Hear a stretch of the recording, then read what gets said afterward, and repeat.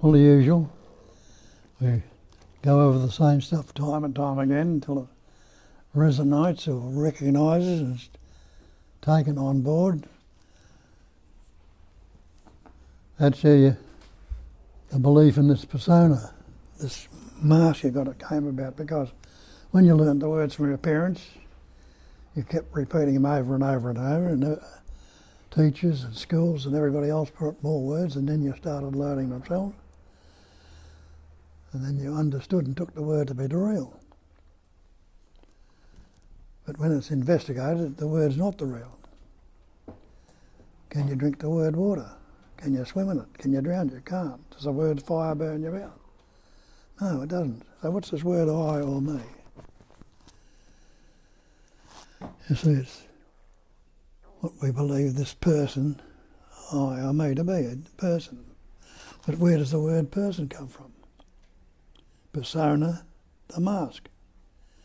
Meaning we've got a mask of concepts, mental constructs, that we believe ourselves to be. I'm Bob, an Australian, good fella, or not so good, had a bad childhood, I was abused, I'm unhappy, or I'm fearful, or I'm anxious. All your psychological problems come about from this belief in that what we call the self-centre, the reference point, or the ego. And you're told you've got to get rid of this ego, you've got to kill it, push it under the carpet, drown it, whatever you can to get rid of it. But we say if you investigate it and see there is no such thing as an ego, there never was, never could be, or never will be. It's only a conceptual image we've taken on board and believed in. So that's why I can't teach you anything and I can't tell you anything. All I can do is point toward and ask you to look to where we're pointing to see for yourself. And that's the important thing. No matter what you believed or understood, nobody's ever going to do it for you. They can tap you on the head or wave peacock feathers over you and do mantras and meditation, but it's something you need to recognise yourself. Recognise. The Buddha called it a cognising emptiness. And we think we are cognising the emptiness. But we're not. It's the emptiness itself suffused with that intelligence, energy or knowing that's doing the cognising. And he followed that statement that the cognising emptiness says emptiness is form. Pointing out that all this manifestation are forms of that emptiness. Emptiness is form, and he said the form can be nothing other than emptiness. So you and I and everything in this room and outside it are forms. So we're all empty. But we've taken on the belief that we are something solid and substantial and real. But it's only the one reality, though it appears in many different shapes and forms. That the forms, pattern shapes and forms, are not the real.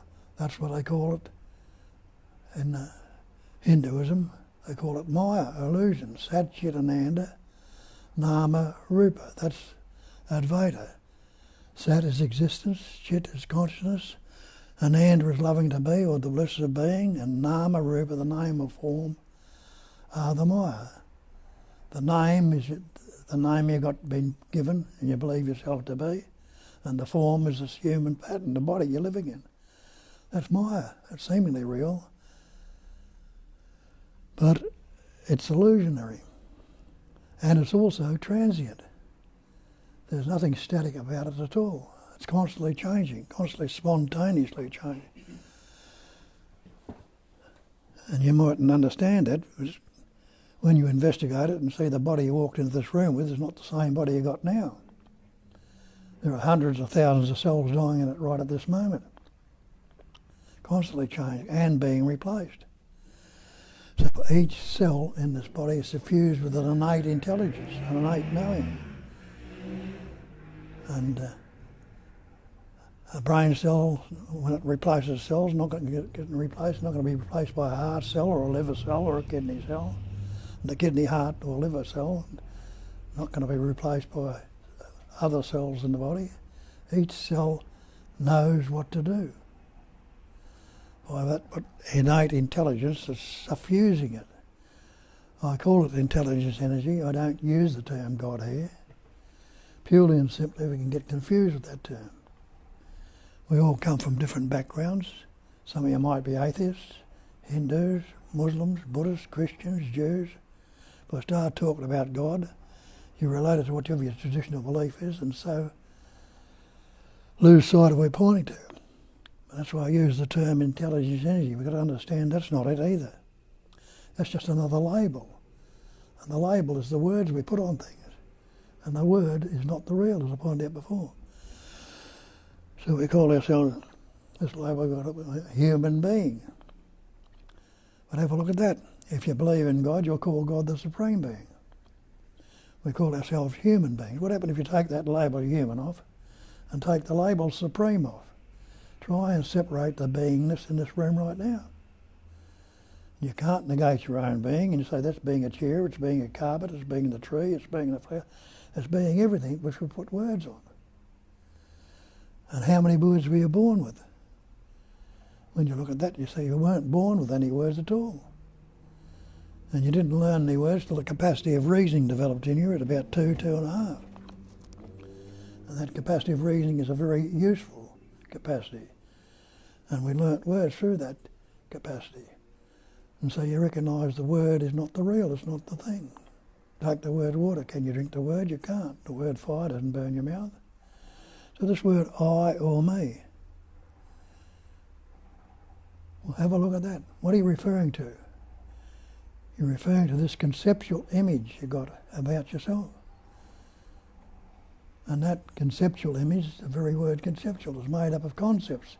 What's a concept? A mental construct. And it's all the one essence, patterning, shaping and forming and appearing and expressing as everything. And you are that.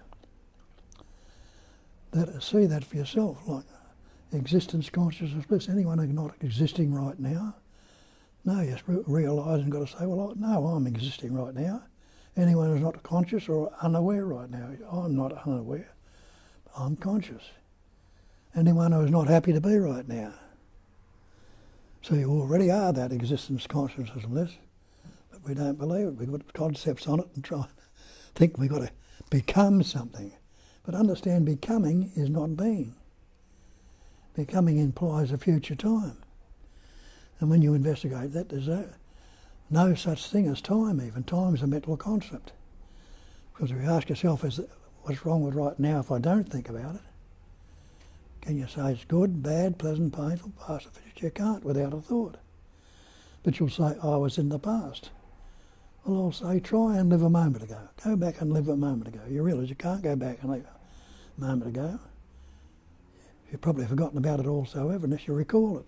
You can only recall the past. You can't live in the past. And the only actuality you're giving it is when you're recalling it right now. The same with the future. You can anticipate and imagine the future, but you can't live a moment in the future. So you've never been away from this presence awareness. And that's what they call it in the scriptures. Instead of using the term God, they call it omnipresence, omnipotence, omniscience, total power, total presence, total intelligence. Not your intellects, but the intelligence energy. When I'm talking about intelligence, I'm not talking about your intellects. Because everybody's got different intellects with the different words they've learned and things like that. Some might be smarter than others. I'm talking about intelligence, I'm talking about the same intelligence as rolling the earth around the sun at this moment.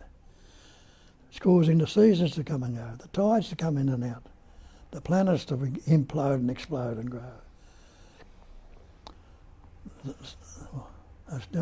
It's that same intelligence that's doing anything. And look, it's that same intelligence that's breathing you right now. It's beating your heart. It's growing your hair and your fingernails. It's digesting your food. It's doing all those things. So it's all the one essence appearing as everything. That's why we talk about it, non-duality, one without a second. And they put that one without a second on because even the idea of one implies that there could be other than one. That implication is a wrong implication. There never was anything other than the one. But their parents never taught it this. But down through the ages there's been saints, sages, saviours and seers, which they call them, men who have understood it, or women who have understood this and passed it on. They've only been able to pass it on to a few with the means of communication then. And so they set them up as saints, saviours, sages and seers and gods. They set them up with all these names. And what have we done? We've worshipped the messenger and lost sight of the message. The message of you and I are the message. They're the patterns, shapes and forms we express through. We're not worth a damn thing. But if you got the message, there's that, the sense of reasoning in there enable you'll be able to speak about it which in a way which resonates with others, where they'll recognise what you're talking about. Because that's all that needs to happen, a recognition. You already are that cognising emptiness, but lost sight of it, so you need to recognise it, recognise it. And have a look at this, you see again.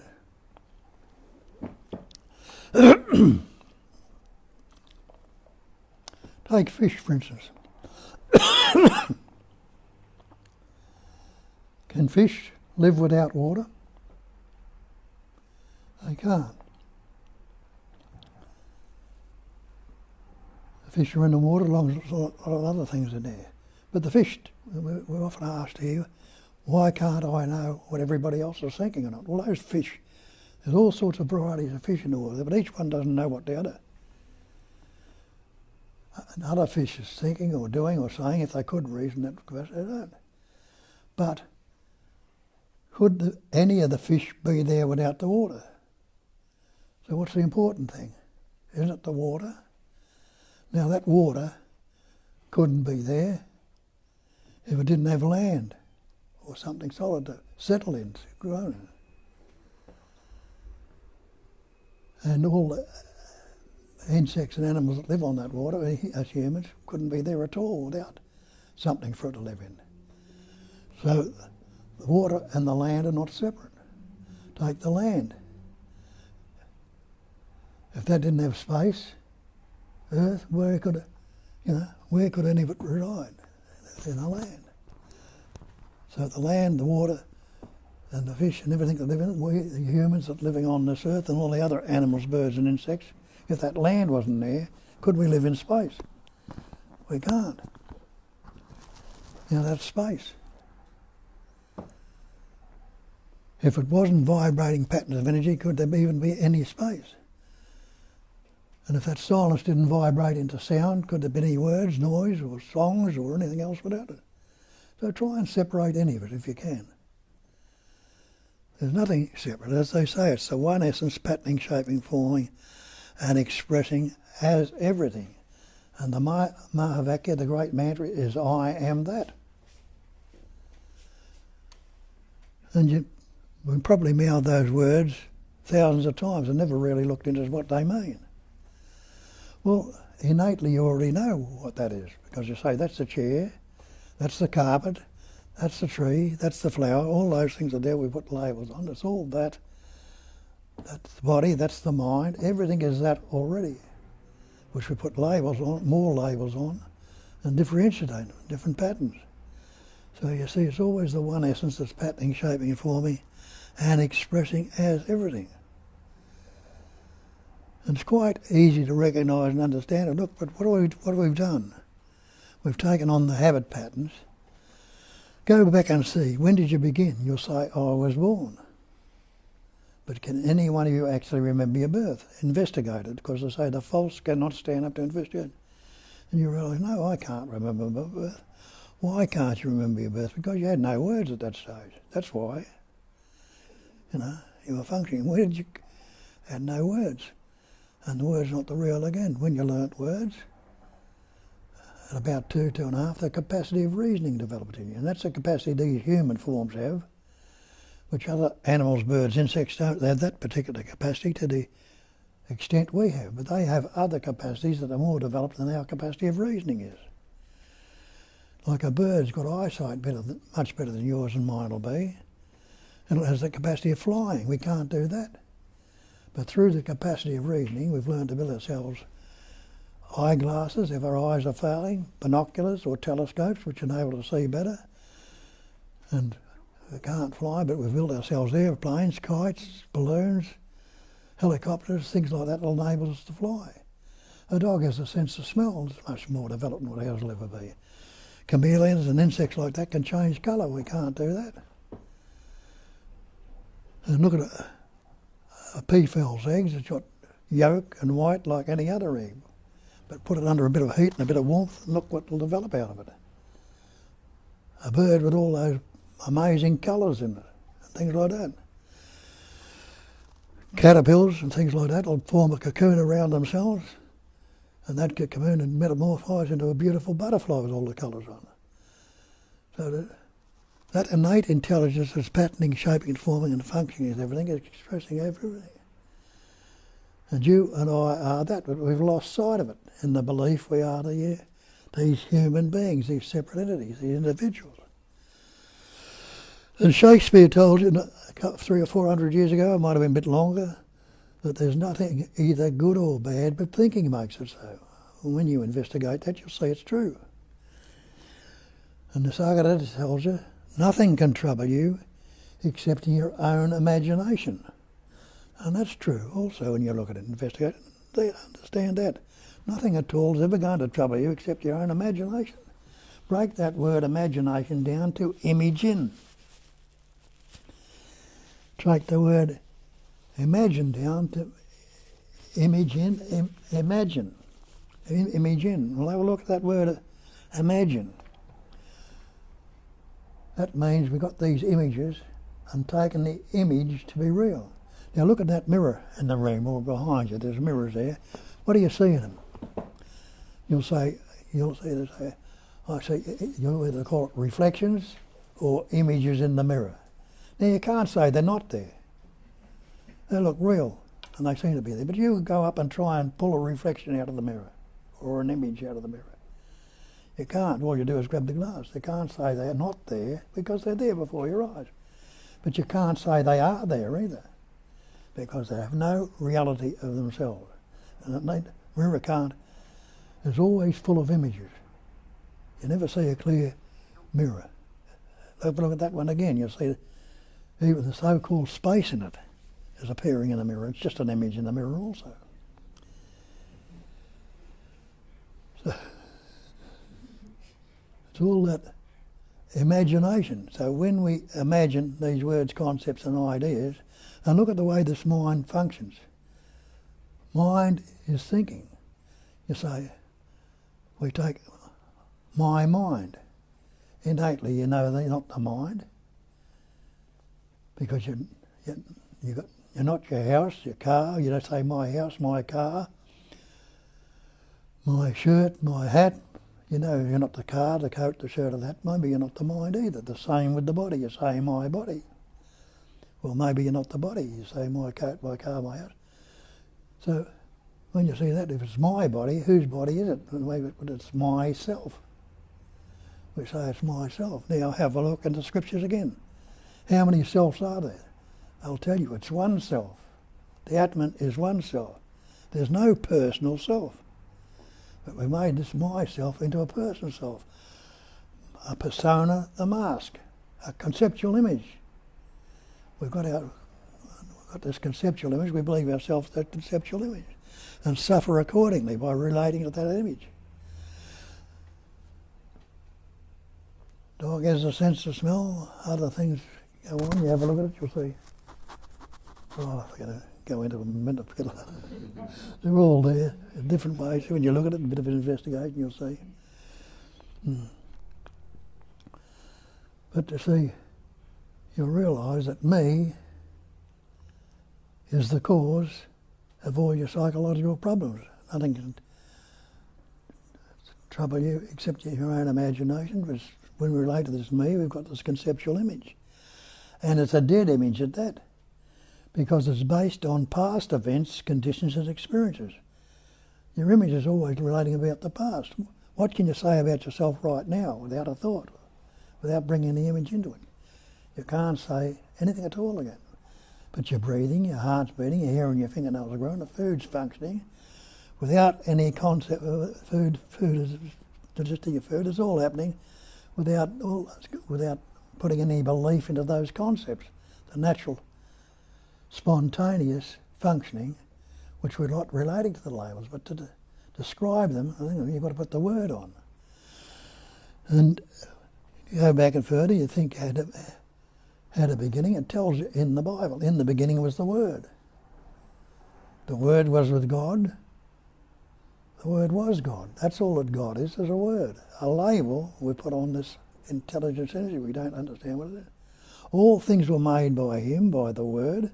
And isn't that so?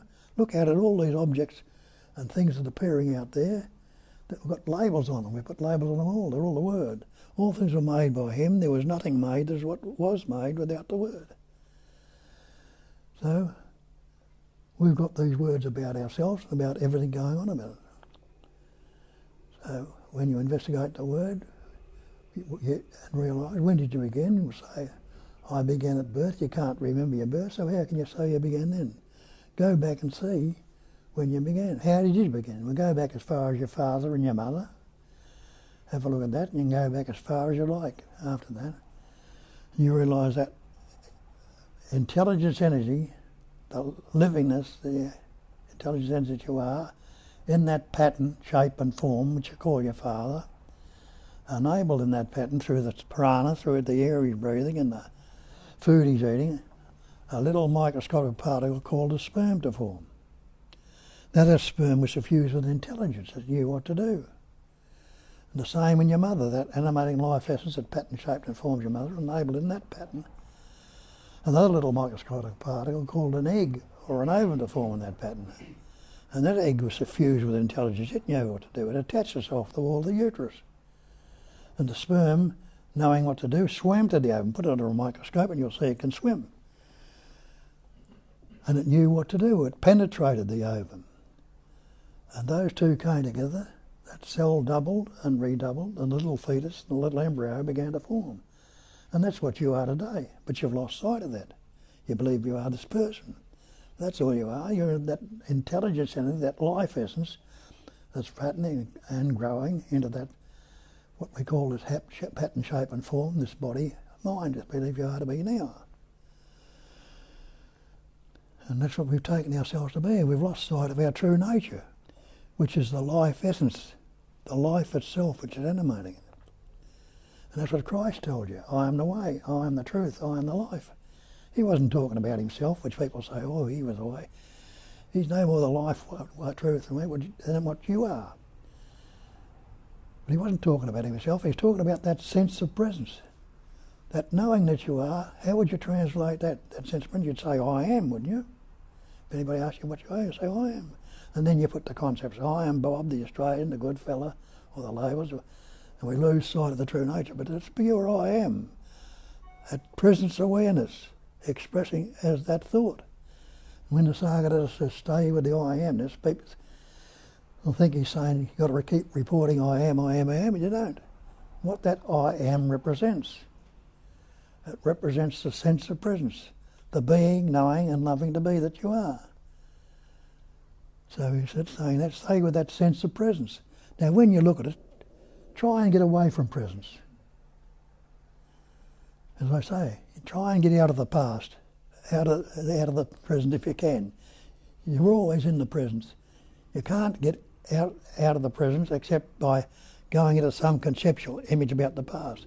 You can't live a moment in the future without just going into some anticipation and imagination. So when you realise, instead of trying to stay in the now, which people tell you, try and get out of it. It's always this omnipresence, omnipotence, that's the great power. Total presence, total power, total intelligence, not higher power, or God power, or good power, or positive power, or choice power, or whatever. It's just that one total. Everything is a totality. And as I say, when I put it out, the plants, the sun, and everything else, and you are that. And you see, it's that life essence that's enabled that every thought you've ever liked to think and every pattern of expression in your body has happened. If you take that life essence out of the body, what do you got? You've got a corpse. That corpse has got eyes, has got ears, has got heart, lungs, before it rots down too far. Got kidneys, all the organs are there, but what good are they to it without the life essence? not a bit. Just like your computer's got all that information into it. But if you haven't got it switched on, what are you going to get out of it? It's got that information is still there, not a bit of good to it. It's the same. There's not a bit of good to this corpse if that life essence is what it is. So what does that point out? Are you the body, mind, the thinking persona, or are you the life itself? Don't have to be a Rhodes Scholar to work that out. You are the life, as Christ told you. I am the way, I am the truth, I am the life. And the Saga will tell you the same thing when he says there's only life. That's all there is. There's nobody who lives a life. When we take the idea there's no body or no thing that lives a life, that life is continually on life. For out of life, more life comes. And it's all spontaneous, natural and functioning. So you are that. But look at the way this mind functions. Something comes up, and we've learnt words from our parents. Parents tell you, we've learnt that. Every word you've ever spoken or ever likely to speak has been picked up along the way. There's no words when you're born with. The first couple of years of your life you didn't have any words. That's why you can't remember your birth, because you had no words. And then you learnt words from your parents. And your parents called you little Johnny, and you started to learn words like I and me, and you started to realise, oh, little Johnny, they go, this is me, this is I. And then when little Johnny looked further out, and when the reasoning continued, he said, look, that doesn't fit little Johnny.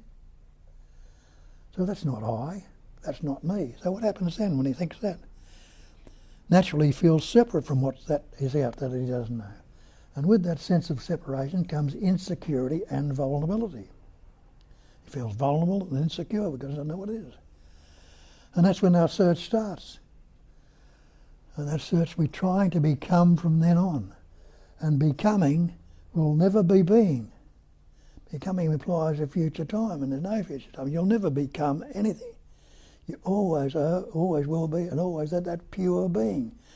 It might vibrate and a pattern in different shapes and forms, but it's still the one being. That's being the sun, it's being the sky, it's being the space, it's being everything in it. There's no separation in it whatsoever. That's what they call it, non-duality, one without a second. So you are and always and ever by that. So to try to get to it from the personal will never happen. So you're starting from behind the eight ball, because the person never existed. It's only an energy we took on and believed in, a pattern of energy. It never existed. It's always and ever been the one. And we lost sight of it with the reasoning, because our parents, schools, and reinforce it, and then we started reinforcing ourselves without questioning. And the parents and schools are still like the people, the ones that formed the religion that formed about it, that knew the truth, know the truth, and that's the saying in the Bible, know the truth and the truth will set you free. What are you free from? You're free from this belief that you are the persona, the mask, this individual, this person. That's all you've got to be free from. We start from that. Well, I've got to see through this, and then I'll go deeply into the search and wonder why it never happens. How can it? When we're looking in the wrong direction, trying to get rid of this me. When you start from the fact, like I said before, is anyone who's not existing right now? You've got to say, no, I'm existing. Yeah, know it for certain. Anyone who's not conscious or unaware? No, I'm not unaware, so I must be aware. Anyone who's not happy to be? Well, you'd rather be here right now than be dead, wouldn't you? So you are that. The Nama Rupa, we don't question, take it to be real, the name and form. And the energy of belief goes into that we are this name and form. And we're constantly trying to acquire, become, or whatever, but it never happened. So, we're always looking in the mind for the answer. When you eye this mind, and you look at mind, you see there's no such thing as mind. Can anyone show me a thing called mind? You look at it, you can't show me a thing called mind. There is no such thing as mind apart from thought. And if you were a thought, which particular thought would you be? You'd be that I am thought. That's the primary thought. The sense of presence, the I am thought. And if you were that thought, you'd be frightened to give it up. Yet you give it up gladly every night when you go to sleep. You couldn't care less whether it's there or not, as long as you go to sleep. It's gone. And if you were that thought, if you gave it up, it'd be the end of you, but it's not. So all these proofs are there that you're not what you believe yourself to be, but a little bit of investigation, a little bit of a question. We don't know how to do it. But see how it works. We've got this conceptual image, I'm Bob, the Australian, the good fellow, which my parents told you, I'm unhappy or I'm sad or I've had a bad childhood, or I'm introverted or I'm extroverted. All these concepts make up the pattern of what I believe myself to be. Investigate that and see if it's so. How does it work? If something comes up, because it's that what we call a reference point, the self-centre or the ego, this conceptual image. Something comes up and I like it. Well, how do you know? I've had this experience before and it's good. Naturally, we don't want the good things to go. We don't realise that they're transient, no matter how much you love them, how much you want to keep them there, how much you want to hang on to them, they're going to change, that this manifestation is transient. When you look at it, you realise you haven't got the same body you walked into this room with 20 minutes ago, whatever it was. The cells dying in it, thousands of them right now and being replaced. So it's constantly transient. So something comes up that we like it, we don't want it to go. Not realising no matter how much you love them, they're going to change anyway. Or your idea about them will change, something will change, but they'll certainly change. So what do? We try to keep it there. And in trying to keep it there, what are we doing? We are resisting it. We're resisting it from going. And don't you realise that resistance is conflict? Any resistance you are in conflict with it. You're at war with it. And any conflict you are in makes you uneasy, anxious, fearful, depressed, guilty, shameful, remorseful. All your psychological stuff come up from that resistance and conflict. Another way of putting that uneasiness is disease. Uneasiness is not at ease, so that's disease. So resistance, conflict and disease is going on. Something comes up and I don't like. What do? I don't want this one. I've got to get out of this. It's damaging to me. I've got to push it out, try and get rid of it. So we're resisting it from being there. So again, I'm not going to do anything about it but the resistance because you're in conflict and disease and uneasiness. That's going on in our life all the time. Constant resistance, conflict and disease.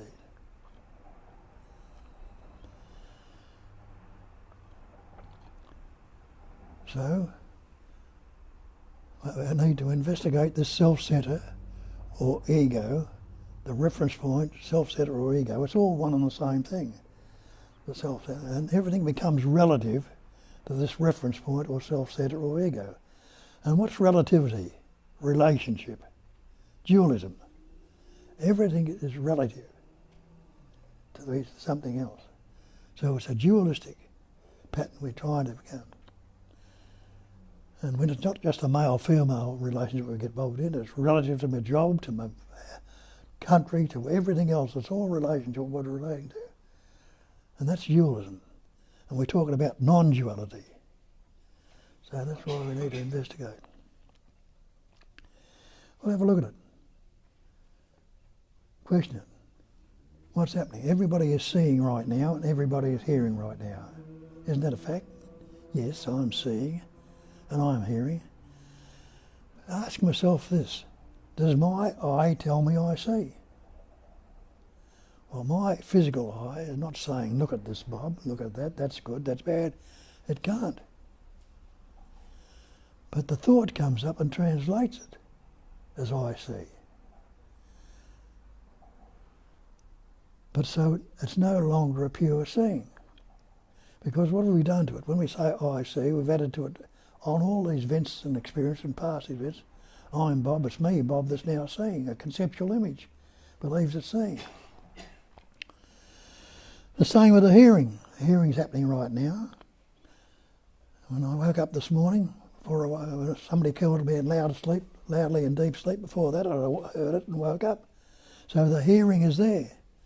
But my ear's not saying to me, hear this, hear that. It doesn't. Ear can't say anything, but the hearing is happening through the ears. And the ears are translated it. I hear. And again, it's not a pure hearing because it's translated by me. It's me, Bob, the Australian. This conceptual image thinks it has the capacity of seeing and hearing. But question it a little bit further. Ask yourself this, can that thought I see actually see? Can a thought see? Well, shut your eyes and see for yourself right now. Close your eyes, look around the room and see what you can see with a thought. And you realize you can't see anything with a thought. The thought's job is to translate it, but you can't see anything. You can put mental images or mental things in your mind, but it won't be the actual seeing of anything in this room. So you recognise that the thought I see can't hear. Do the same with your ears. Put your hands over your ears and see what you can hear with the thought. Muffle your ears and see. And you realize you can't actually hear anything with the thought. So have a look at the thought I see cannot see. This conceptual image we have, the ego, can't see. The thought I hear can't hear. The conceptual image again can't hear. Is the thought I am aware? Your awareness. Well, if you're not unaware, you must be aware. You don't have to think I'm aware. That awareness is there. But you can't say what it is without putting a lot of concepts on it. But it's naturally there. The consciousness or awareness is absolutely there. So the thought I see can't see. The thought I hear can't hear. The thought I'm aware, not your awareness. And the thought I choose. We all think we choose our thoughts. But why the hell would you have an unhappy, a miserable, or sad, or fearful thought if you could choose them? Do you choose to be that way? No. Choices are made. Choices come up like the seeing and hearing is translated by the word, by the mind. But so that egoic image cannot see, cannot hear, can't be aware, can't choose, can't do anything at all. It's a total fiction. So if you've got nothing to relate to then, what are you going to be? It's going to be just as it is. And what is this immediacy right now, as is. As means unaltered, unmodified, uncorrected. No preference, no partiality, no comparison. And it comes about naturally and effortlessly of itself because it's all a vibration of energy. And it all happens by itself if we're not clinging to it and fixating on it and getting lost in the concepts. We all think we're going to find the answer in the mind. But you'll not find the answer in the mind. If you're going to find the answer in the mind, why haven't you found it? You're intelligent people. We've done this meditation, you've read this mantra, you've read this book, you've done all sorts of exercise. Why haven't you found the answer? Well, might have dawned on you after all this time. You've worked so many things out in the mind that have been useful, but the answer to life itself you haven't worked out. Maybe the answer's not there. Maybe I've been looking in the wrong direction. If that dawns on you, you really have a look. Well, what way can I look that's not in the mind? And you realise there's no way out of the mind. The only way out of the mind is full stop. Just don't go there. Leave it be. Leave it as it is. If you don't go there, you're free of the mind. That's why they call it, you don't find the answer in the mind, because that's what they call it. You'll never ever get peace of mind. And you look at that, you won't. And they call it the peace that passes all understanding. What does that tell you? That means I can't understand it or grasp it with a concept, with a thought. They're telling you that already. But we continue to look there. That's when the peace is, when the mind is not. It's when the silence and the stillness emerges, when you're not corrupting it with any conceptual images or thought. So look at that and see those things for yourself. You've got any questions or doubts? Some of you have looked into it and got a grasp of it, or getting along with it. Some of you might have questions.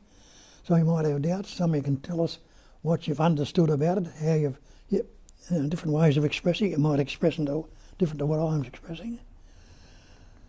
But that's what needs to happen, to recognise it yourself. Then 99.9% of the world are coming from that point of view of the ego, the self-centre. And you say, I saw through it the other day, there was no me, but it came back. How can something that doesn't exist come back? But we got taken in by the people that, they're repeating it and forming it all around, got all these copies of conceptual images. Our school society and everybody else. Banana. The thing is to stabilise in it and see for yourself. And people will notice in the change in you. See the light in your eyes, the energy shining out of your face, and it'll change you. Instead of them dragging you back in, you'll drag them out, because I'll come and ask you, I want what you got. See you got something that I'd like. And they'll look at it and they'll come along and listen to you. And if they're open enough, they'll resonate it. But some might be stuck in their ways and following the meditations and paths for so long. I'm so close to it, I'll get it in the next meditation. And hang on to the old ideas and old concepts instead of letting go and seeing what's fresh in you and always immediate. Now, that's what it's all about, so you can get into it and go for your life. Yeah.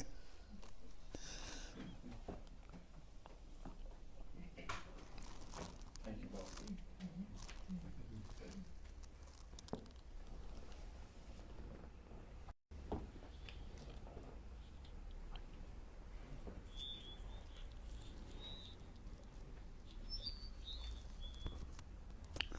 How'd you go with that understanding? Something resonates? Bud? Yeah, I hope so. Good. But resonates is a recognition. Innately, you already know it.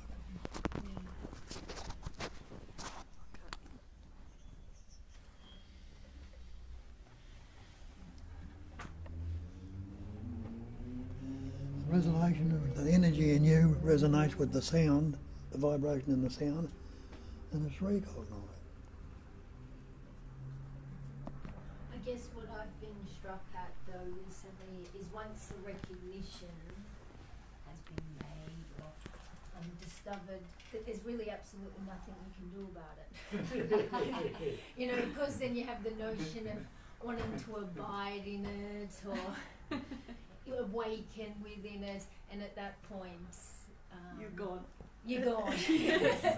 There's nothing else to do, which of course is both frustrating and a great relief. Freeing. It's Yeah. freeing as well. Just let it spontaneously happen. Yeah, yeah, yeah. And it'll come up again and again and again. Yeah. Because it's, you know, it's the whole of this manifestation resonates, you know, vibrates. And you've always had tastes of it all through your life when everything fell into place and fell apart. But we've gone back into the old habit of going into the egoic sense again. Yeah. Yeah, it's like a door that just swings back and forth into the identification out of it, in and out. But you don't get to control the swinging of the door, unfortunately. Well, fortunately. Yes. Unfortunately for the ego, fortunately for the self. Any controlling of things that needs to come up, it will come up spontaneous again. Yeah, yeah. I wanted to also share for you, Bob. I was listening to Muji Satsang, and he was describing an occurrence that happened at one of Nisargada's satsangs, where a man came and said to Nisargada, I really get what you're saying, but to be honest, I'm always suffering. And he said to him, you're not experiencing suffering, you're suffering your experience. And I just thought that was lovely. It was the thoughts that you are using to judge your experience that is causing the suffering, not the experience of suffering itself. So, yeah. Maybe that was you who said that. The question, asked him the question. Could have been. Could have been. Yeah, you asked him a lot of questions, didn't you? Yeah, what did you ask him? But What did you ask him? I can't remember that. Yeah. I know he dragged me out of the front and hammered the hell out of me. I thought I had some beautiful answers then, but no matter how great I thought they were, no, but it wasn't good enough.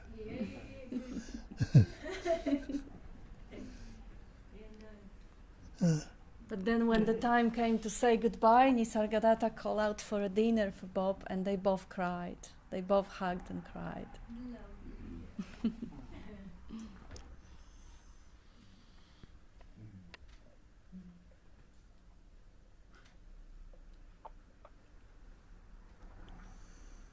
it was interesting. You said, recognizing that you can't do anything. So there's a different, a lot of time we chase kind of stillness or calm or whatever, and we think that's relief, but the real relief is knowing that there's no alternative. It's a different type of freedom.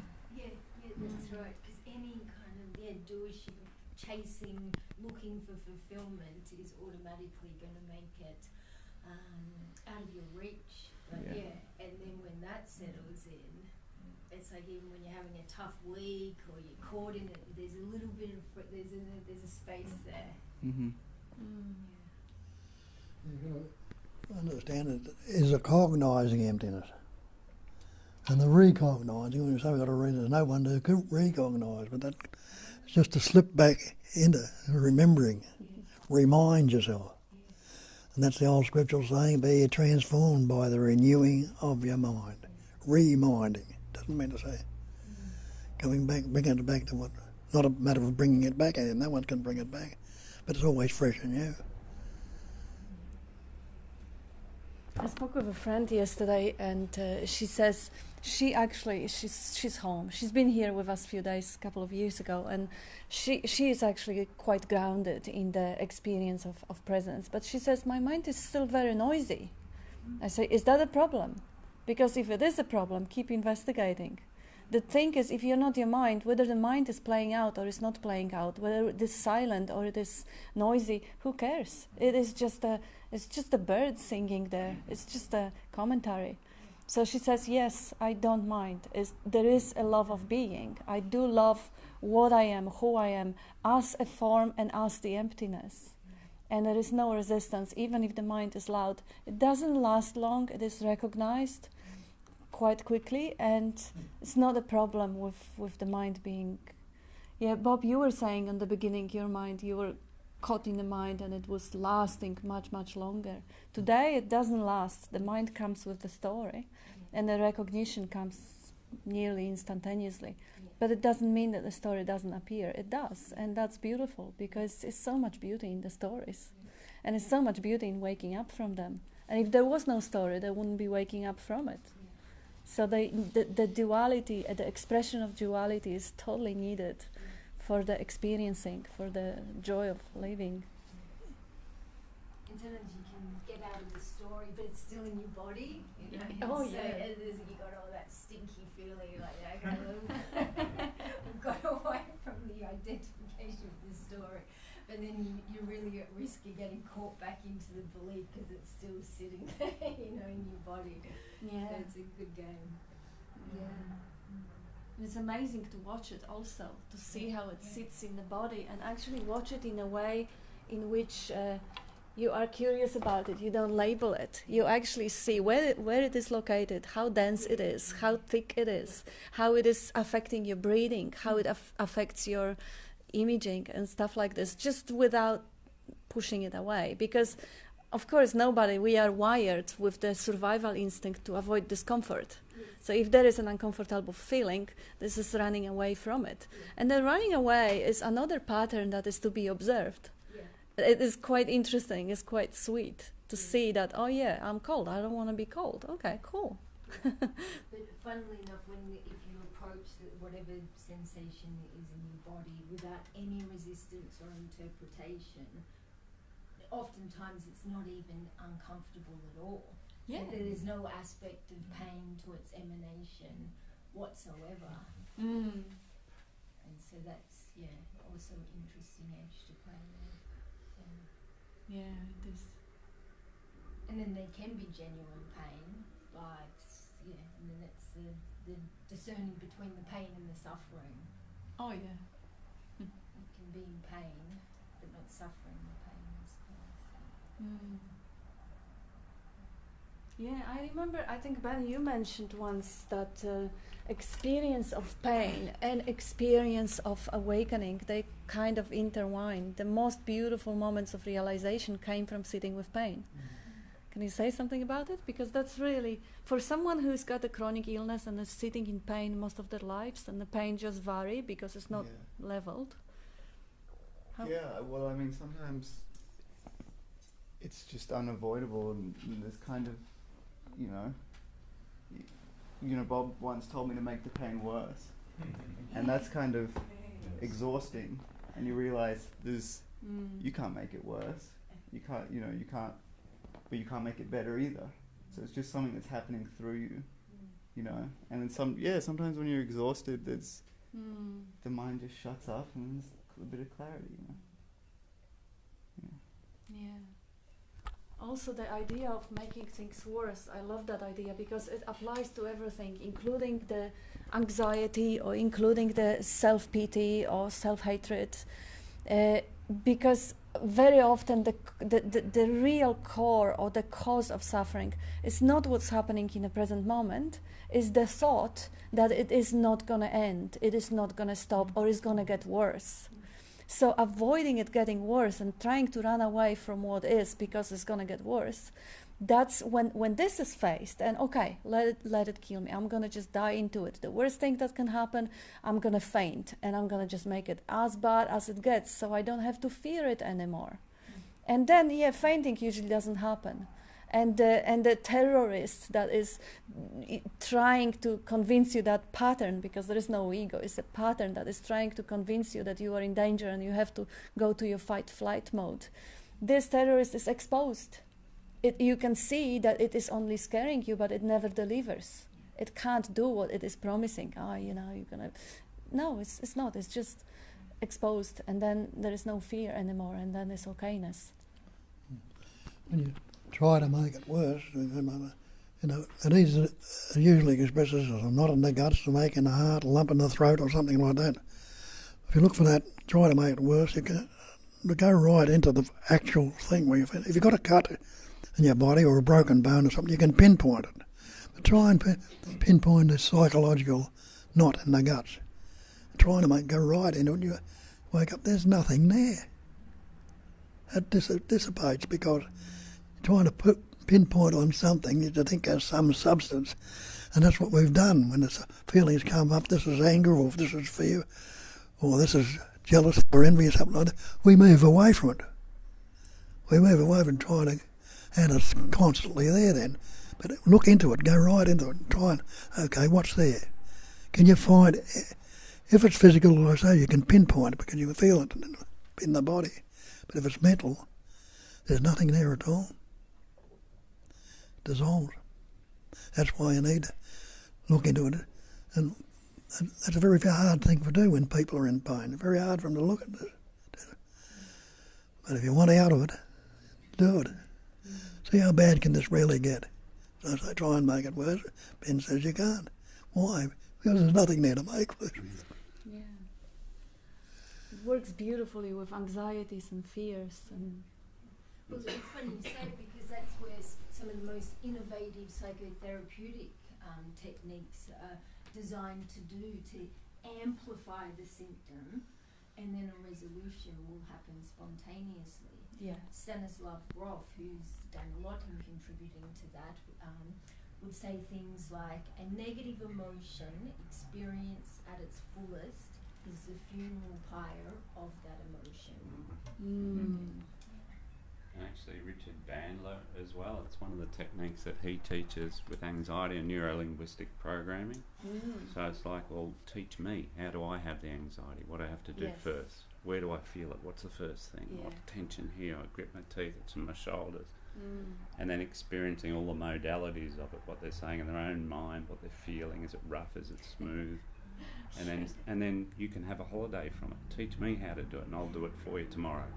So, how cool! yeah, but it's really powerful. And you can't actually produce that No, that anxiety without the physiology and engaged, without particular way of thinking, or you do have to have all the elements included for the body to actually generate that sort of a feeling. Yeah. So knowing how you do it. Knowing how you do it, then never focus the awareness on what's actually happening. And it's still not you doing it, it's a pattern. Yeah. It's really a mechanical pattern. So one knows and discover how is that pattern going into a play, that's the awareness again. You introduce awareness. You see how it is built up onto that modality. Yeah. It's, what about for people that numb out and disconnect from their body? That their refuge is in the disconnection and the severing the contact with the experience. So like, in terms of that sense of amplifying and all these things, that for some people it's to completely dissociate. It's not here anymore. So the non-duality and the ability to disconnect becomes the refuge from the experience itself.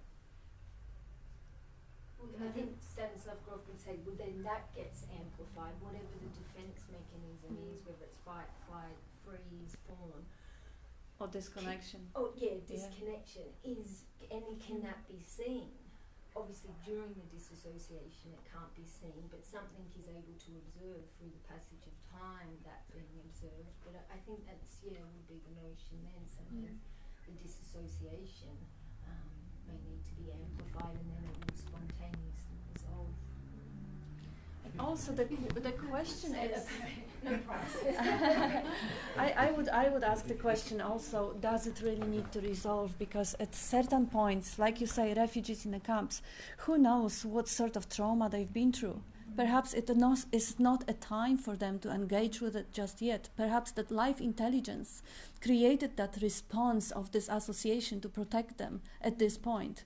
It is really all non-duality is about trusting life, understanding, bringing awareness to what's happening, but trusting that that intelligence that brought us into existence is still continuously breathing us, beating the heart, digesting food, and is creating all that responses in the best way it can. So trusting it, and it will change because everything changes. People who have this associative disorder, they're not going to stay the same either, because nothing in that whole manifestation ever stays the same. So how would you then say there's no such thing as psychopathology? Psychopathology is a label. No such thing as what? Psychopathology, like, we're so obsessed, particularly in the West, with disorders, and I see, there's so much use to diagnosis, but I just get to see clients get so hooked by them as well. Yeah. It may be helpful, but it may be detrimental, like everything with the words. And you can't say to them, No, this is life, it couldn't be any other way, it's perfect. but that's the sense, isn't it? That if life has conditioned you this way, like the universe has conspired for you to have OCD, you've got to run with it. Unfortunately, yeah. From the individual perspective of a person who has that disability, because it is kind of disabling them. Yeah, that's terrible, that's unfair, oh, God had it, he picks on me or whatever. But from the ultimate perspective of the life essence that embodies every form, in one form is a tree, in another is a bird, in another is a psychopath, in another one is Mother Teresa or Hitler or whoever.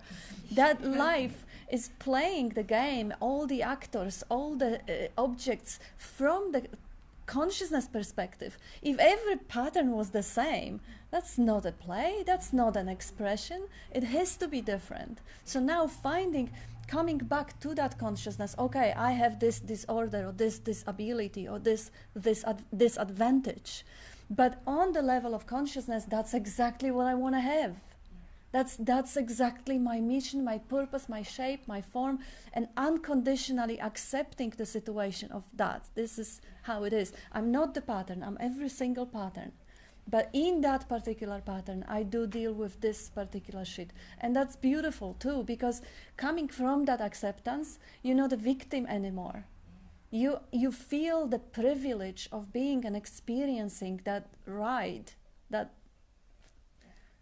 what is vacation from eternity of nothingness. And so are you saying then, from the point of view, as the absolute, you have chosen that? You could say it, although absolute is anthropomorphism, absolute doesn't have that sense of what we project on people, free will and a choice, that, I choose this. But ultimately, as you see, this is what is. So this is what is. I mean, you can't say this is what is because the absolute wants it to be, because that's already anthropomorphism. But it is what is, that's it. You can't argue with it, that's what it is. Look. You can try and interpret it differently, but that's already overlay of a story. That, this is good, or this is bad, or this is, that's already a narrative, that's interpretation. That's not what is unaltered, unmodified, uncorrected, but it is interpret. This is for my growth, or this is for me to develop qualities, or this is for me. It's again the relationship and the interpretation. It's really just okay. That's how it is. Dot it. It just brings to mind the line in A Course in Miracles that we've discussed. I am responsible for everything that happens to me. Yeah. It is. It is used, and it may be helpful, especially from. For people who have the strong tendency to play the blame game, to constantly focus on how others did me wrong and how am I a victim. So bringing that opposite perspective, which Course in Miracles does, is just basically annihilating that predominant idea that I'm a victim. Because on the ultimate level, yes, I've chosen everything as the absolute. This is the shape I gave to the world. Such a tough pill to swallow, but so liberating when you can. Yeah. I tell you, the great perfection is another way to put it in Buddhism. The great perfection is non-conceptual awareness. Yeah. That's, the absolute. What can you do? What can you take away? Nothing. And everybody will have a concept of you in this room. You will have a concept of everybody else, and you'll have a concept about yourself. They'll have a concept about themselves. Which concept's right? Not one of them, because what's a concept? Just a mental construct, an image. So what are you without the concept? Who can be inferior to you? And what would you want of the other persons? So if we're not conceptualising, everything is as it is, just as it is. And it's constantly transient, it'll constantly change.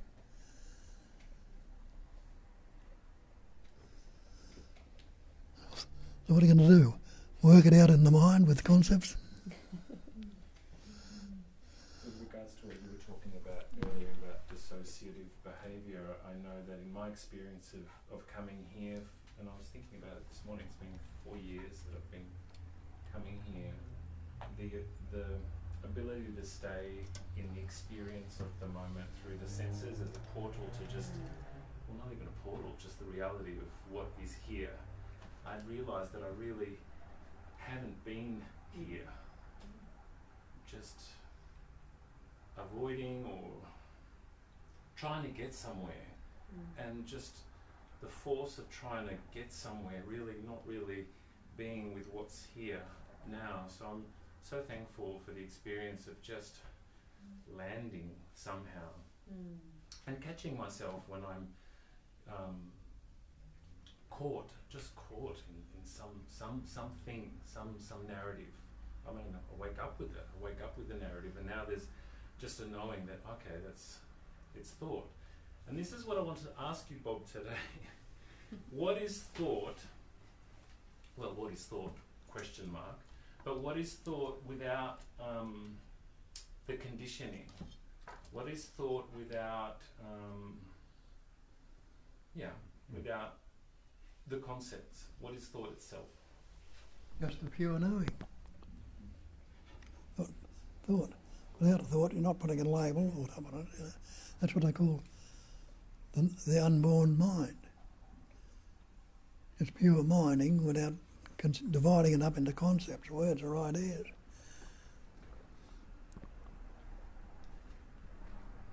But can you even have a thought without any sort of conditioning or concepts or anything like that? Like, can you come up with the thought that wouldn't be associated with all the past? Well, yes, thanks, that's exactly it. This is what I was thinking. If I wake up with this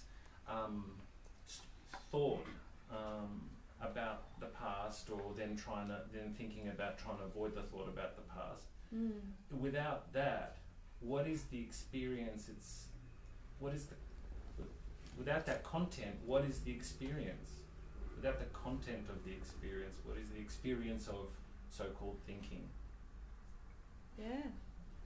What is it? Does it feel like, for me it feels like when you wake up in the morning, it's almost like you come back, or the world comes back. So it's like you're there for a moment and you think, well, what day is it? What am I doing today? And if you wake up in a different place, it's like, where am I? What happened yesterday? Is that what you're getting at? Like that space before those thoughts all come in? Is it like that? It's almost like reality comes in. The world comes What in. about babies? You know, they haven't words, but you know, gurgling or screaming or Seeing, hearing. yeah, all Yeah, those right. things. Yeah. Haven't got any labels or any words. Yeah. That's what I call in Buddhism the great perfection. Now, what is it? Non-conceptual. Yeah, a non-conceptual awareness. As Bankei said, everything is perfectly resolved in the unborn mind. He called it the unborn mind. The mind, just a pure mind without any concepts. That's so. Everything is perfectly resolved. Nature resolving itself all the time. There's no born mind out there in the universe, but the trees, the flowers, the sky, the sun rolls around, all those things knowing what to do without dividing it or conceptualising it in any word. Everything is perfectly resolved in the unborn mind. Why exchange the unborn for thought? And that's what we do. Constantly exchanging it with thought. And they call it thought-free, ever-fresh, non-conceptual, ever-presence awareness. Thought-free. And to free the thought, what do you need to do? To say, Gurgle or Google. if you're going to say, I'm going to free the thought, that won't be it, but let it be. Thought-free, let it roll. Instead of fixating on it, let it roll. Thoughts come and go. There's no thoughts stitched in our head. They're constantly transient, constantly changing.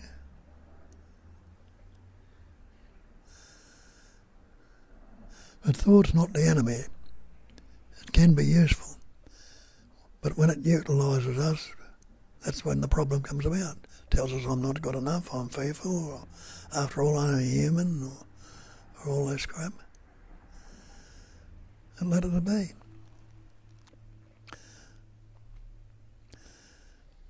Or I'll never get out of this one. You put a boundary on it. The boundaries are the words. That's how thinking is. Good, bad, past, future, pleasant, painful, happy, unhappy, or sad, whatever it is. You know. The limitations, the boundary put upon itself are words or concepts. So we locked ourselves in a cage of concepts. And you've got a bird in a cage for 20 years or so, and open the door, it's not going to fly out straight away. It might potter around for a couple of days before it sees there's a gap there where it can get out of, you know. Because of that used to it being there, he won't see it. That's what we do. We're locked in this cage of concepts unless you're investigating it and seeing the word's not the thing.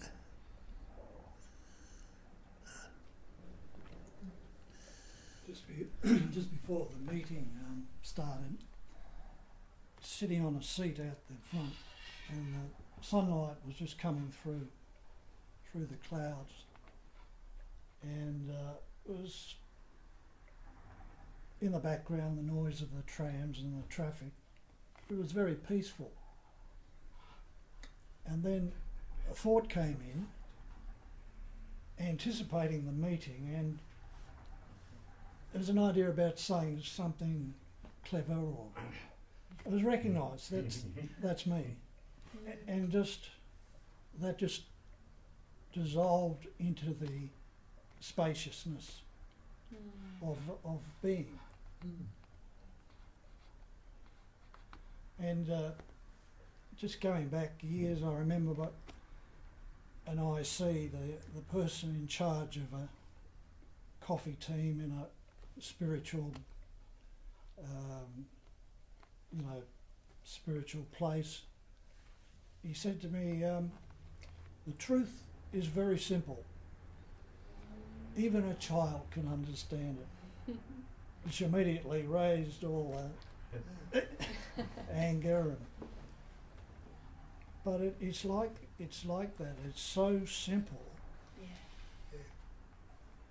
and it's everything will just dissolve into that cognizing emptiness, and it's just instant release. If it seems like there's a binary switch. It's all one, and it's free and has no boundaries. Or me comes into it, and there's suddenly objectivity, there's subject, object, and like Nangal Rinpoche said, awakening is a spectator sport.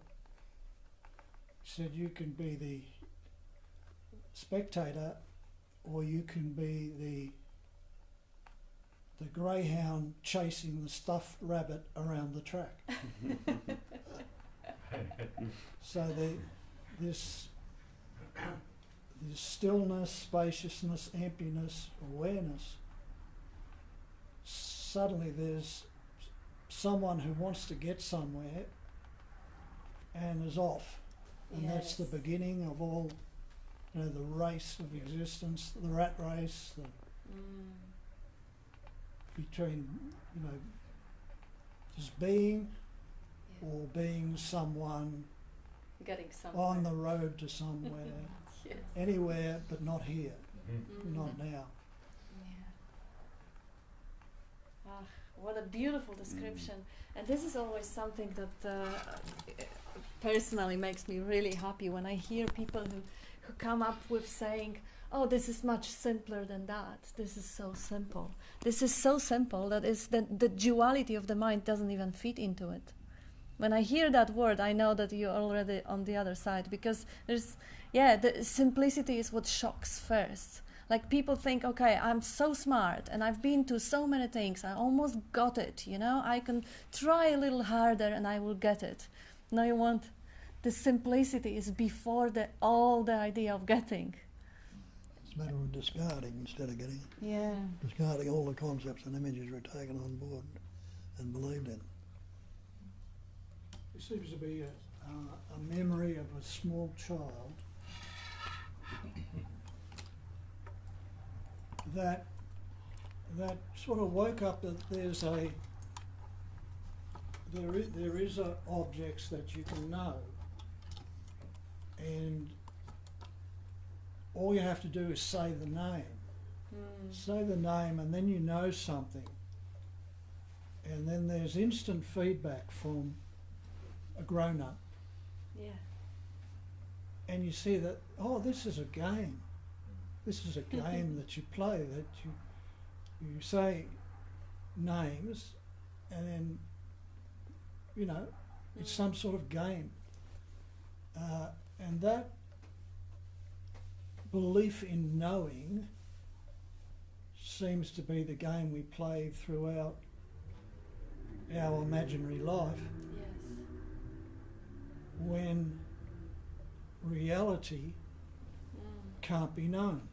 Yeah. It can't be known because it's not an object. That's right. We know objects, and it can become very complex and complicated, the knowledge, when the truth can't be known. Yeah. Can't be known because we are it. We're not. Yeah, absolutely. We're not objectifying it. Yeah. Plus, the nice way I like when Bob uses the word intelligence energy is the activity of knowing, is the activity of grasping, while the silence or the stillness is inactive. It doesn't move. It doesn't. Trying to get from the to the complete stillness from the activity is ridiculous. Like the faster you run, the further away you go from the stillness that is always there. You don't have to run. You don't have to. You just stop. You just pause, and it is always there. It can't be denied.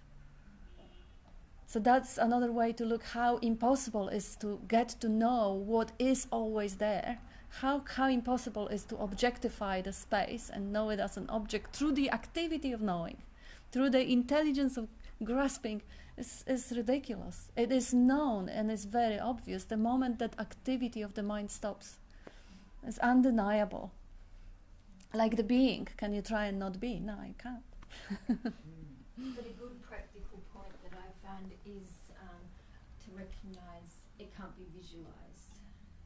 That was just an early point. That is, I mean, it's probably obvious, it's so simple, but it just really helps to know what you're looking for. You won't actually get to see. Yes. It is good. But there's almost like a difference between looking and seeing as well. Because looking is like this contracted energy that moves out and assumes there's something to find. Yeah. So it's like this pattern of looking, and then this pattern of something to find comes up. And seeing is it's always and already is. Here. You know. Yeah. Wow.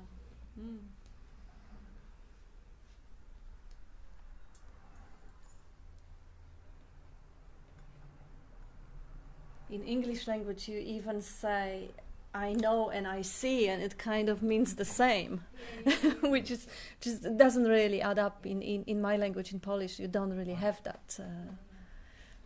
But yeah, people also say here that this is again NLP, different modalities. I hear you means I get you, or means I understand you.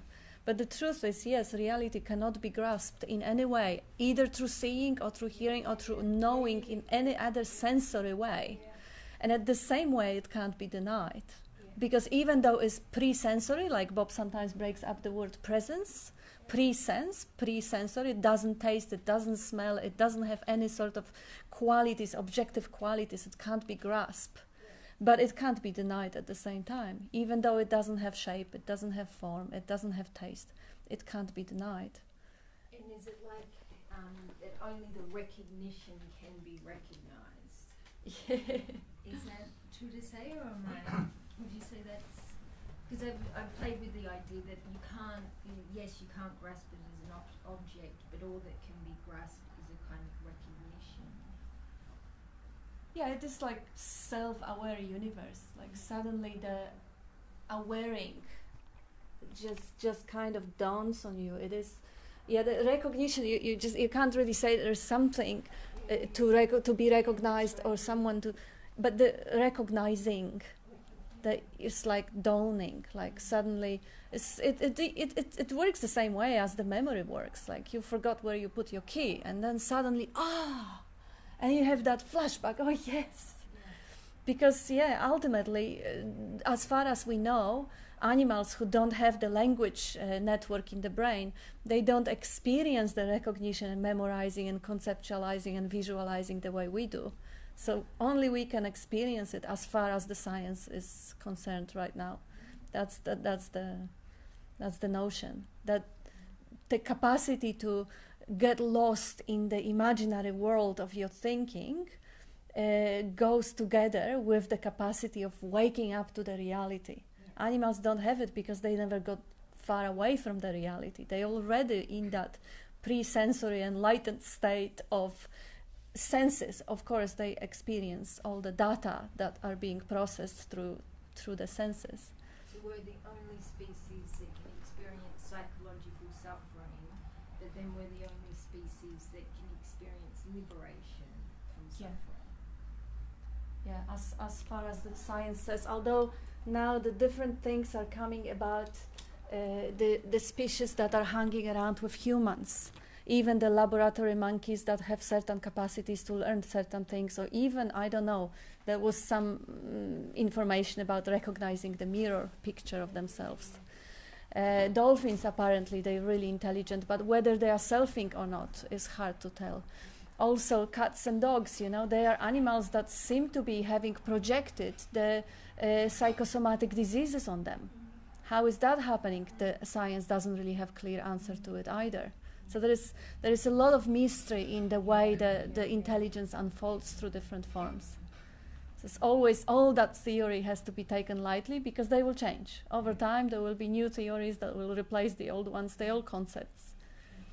But some of them may be used as pointers That yes, you do have to fall asleep to wake up. How else could you wake up? The ing on everything is the active, is the reality of it all. Seeing, thinking, tasting, touching, smelling. Thinking is happening right now. Then we say, I think. I think this thought. Well, the I think is the conceptual image you've got of yourself. And the thought you have is a conceptual image of things. But can there be a thinker without thinking? Can't be. Can there be the thought without thinking? So thinking, the ing, is the actual thing that's going on right now. Same with seeing. Can there be a seer that's not seeing? Or can there be the seen that's not? Can there be experiencer without experiencing? Can there be the experience? So it's all divided up dualistically, but it's the one thing is the base of it all. Even that word thing, ing, just the ing part of it. Yeah. Being, knowing, loving, seeing, isn't that what's happening? Happening. We put the I on it, the conceptual image, the persona. So it's all spontaneously functioning, just as it is.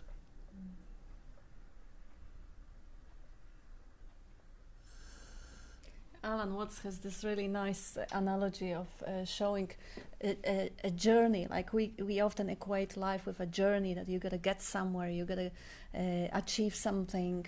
And he says, no, life is like a music. Or ancient texts, they say, it's like a dance. Imagine that there is a music which has, 1,000 musical notes, and you identify with one of it. And relate how the other notes are similar or not similar, or stupid or louder or wrong, and how do they put you in the hierarchy. It doesn't make any sense. The music, that all the dance is about the whole thing playing out. It's like the forest and being one tree and relating the distance of the other trees and the heights. And it makes no sense. The moment when there is no relationship, when there is really vacant, empty consciousness, just seeing the whole scene through that pair of eyes, that is when the beauty of life emerges fully, because suddenly everything can be seen from a multitude of perspectives. And we do have that capacity to put ourselves in other people's or other forms' shoes as well. We can experience, or even if that originally would be an imagination, to experience other forms, how they are. Because initially it's imagination, but ultimately the being is always the same, because it's tasteless. It doesn't have any flavor. So it is not something, you can't imagine it. The glimpse of experience of being will be the same in everyone, because it's pre-sensory. That's what we share with everything. There is a luminosity. Bob mentioned that you see the light in people's eyes. There's a luminosity between the darkness of my conception of the world and the light of reality. That seeing the light, as they say,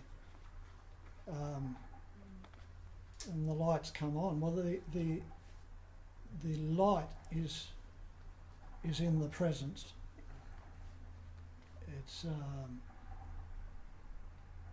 It's just that moment of waking up and everything seems a bit brighter and there's clarity. And these are concepts of Dzogchen, the great perfection. The light of pure being, the clarity, they use similes of that to convey the concept of this underlying reality beyond the appearances.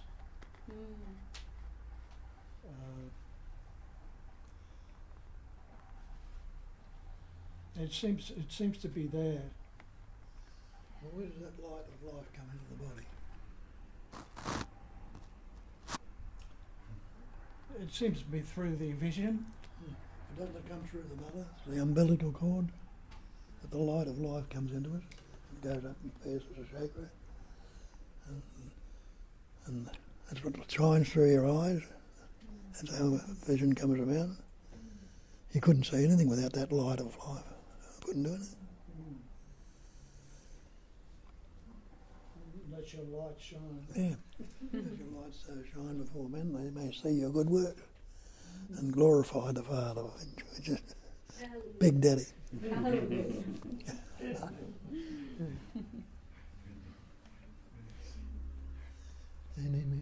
In him was light, and life was the life of men. That's your very life. And you are the life.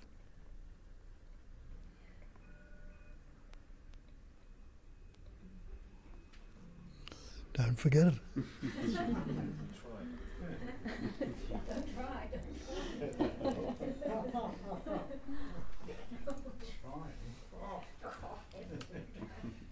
You know, I remember when I was in Iran, I had a friend, and my friend was had a lot of common. We had a lot in common in thinking, and our attitude was very similar. And because of our attitude and things that we had in common, we decided to commit suicide together. And one of his friends working in a drug store in a hospital, and he paid him for 0.5 kilogram of clonazepam.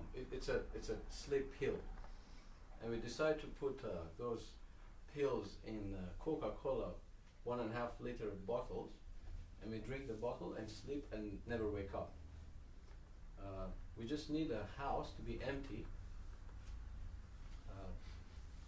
Prior to 48 hours prior to being empty, that house be ready for that ceremony. You know, those 2 days were best days of our life. You know why? Because we left everything as it was.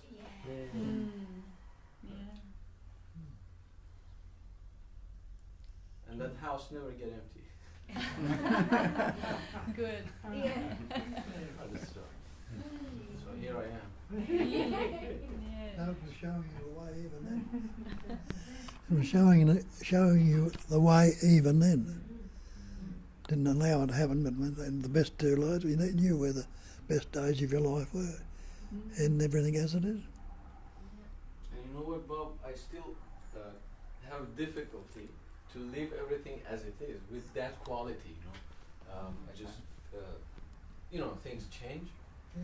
But trying to go back to what it was will never happen. That's the problem. Let it be fresh and new. Yes. It mightn't be the same one. It might be a better one, or it could be. But let it always be fresh and new. The old's dead since it's gone. Don't regurgitate it. Don't rewrite it. Let it be. That's right. You know, things are strong, intense. So let me try a little bit. When I give up, that's going to happen by itself. It will all happen by itself if you let it. Yes. Just think about that breath you just took, Yes. or expanding your heart. You didn't. It's happening. You cannot kill an elephant with a slap, you know. You need something strong. Yeah. Why would you want to kill the elephant? Well, Why would the slap? I mean, the elephant is duality, but the strength of a duality is like an elephant. If you want to defeat that elephant, you need much more than a slap, you know. The thing is, you have to leave it as it is. Yeah. Then you see it is an illusion. It doesn't need killed or defeated. Mm. You Yeah. can love it. Yes. The elephant might give you a slap and wake you up. That might be the slap you need. That may be the slap you need. More than a slap. I'm the elephant in the room, you know. Here I am.